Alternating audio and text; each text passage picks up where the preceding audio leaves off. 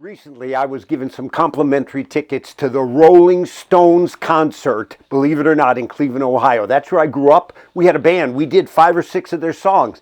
But I made a major mistake. There were 50,000 people there, and I made a big mistake. Before we went to the concert, we went to a German restaurant, and I had a particular sandwich that was so salty, and I paid for it the rest of the day in terms of thirst. You know, salt makes you thirsty. And Jesus was somebody that really knew how to ask questions of people because he wanted to draw something out. And that's what salt will do. Stay with me. I want to help you as you're interacting with people with this election coming up.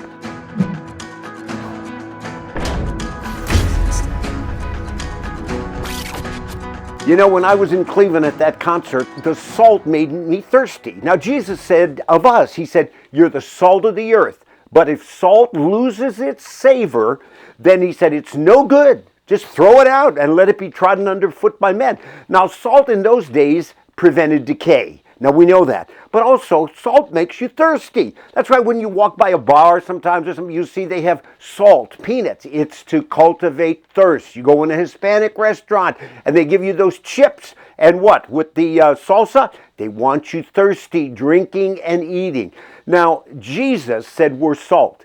And with this upcoming election, I think we've got to help people by salting. In other words, be good at asking questions and drawing people out. Just like salt draws out and makes you thirsty, well, we can make people thirsty. Not being argumentative and not being, engaging people about the election to, argue, but to make them think. Now, I want to give you some questions. These are things that really should make people think. If you talk, you ask where they're at, they say, I'm not sure, I don't know, I kind of have this hatred, animus towards Trump, but then, Biden, I saw the debate, I thought, this was disaster.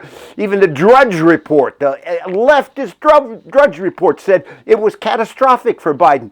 But here's some questions you could ask of people, and these are irrefutable. These are all based on facts, because when Mr. Biden came into the White House, first thing he did, you may remember, is he signed executive orders and he was restricting energy. And when he did that, there was a domino effect. And what happened was what? The truckers, they had to raise their prices. Then the food stores had to raise theirs. Restaurants, and we have suffered in this domino effect ever since. So I asked people, like Ronald Reagan did at the end of his debate with Jimmy Carter. He said, are you better off than you were 4 years ago? This is legit. These are objective questions.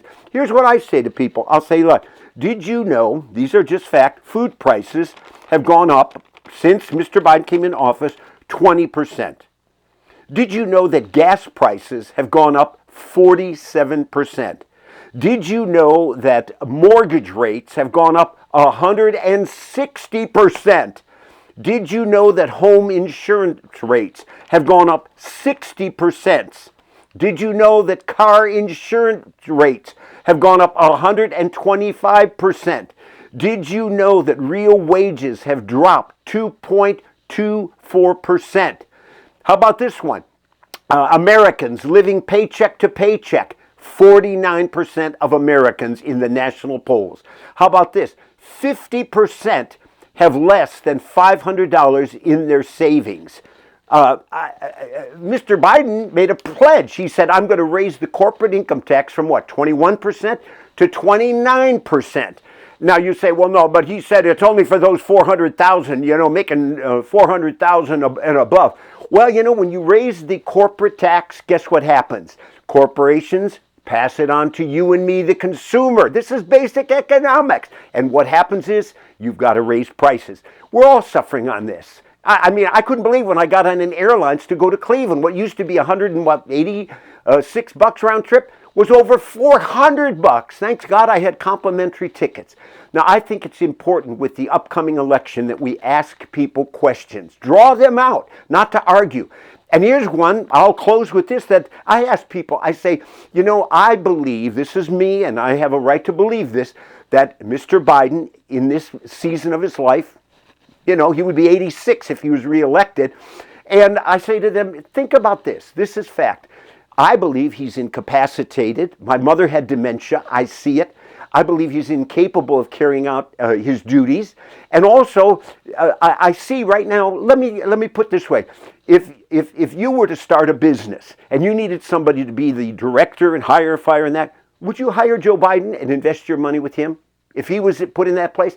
How about if in the middle of a storm, we had one 2 nights ago here, and you called Uber, and all of a sudden Uber pulled up and Joe Biden was driving? Would you feel safe in getting in the car with your family? Can I give you another one? We're going to have our grandchildren here in a couple weeks. And you know what? 6, 8 years old. Let me ask you this. If my son said, hey, let's go out, and would I entrust my 6 and 8-year-old for maybe 3, 4 hours to someone like Joe Biden? Come on. These are questions that get people thinking. And I think we're called to be salt. We're called to get people thinking, not argue. But these are good questions that you can draw people out. Jesus asked over 350 different questions. And so ask questions, listen to people, accept them where they are. Don't argue. If they say, well, you know, Mr. Trump, he's kind of bombastic and all that. Well, a lot of people said they saw some changes in the recent debate.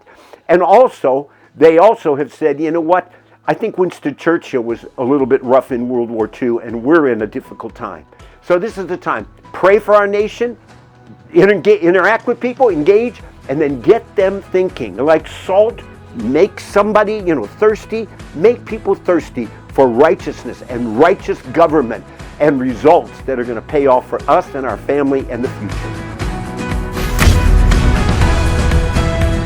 Hey friends, if you felt this video was helpful, make sure you like and subscribe so you get notified once new videos become available. Thanks.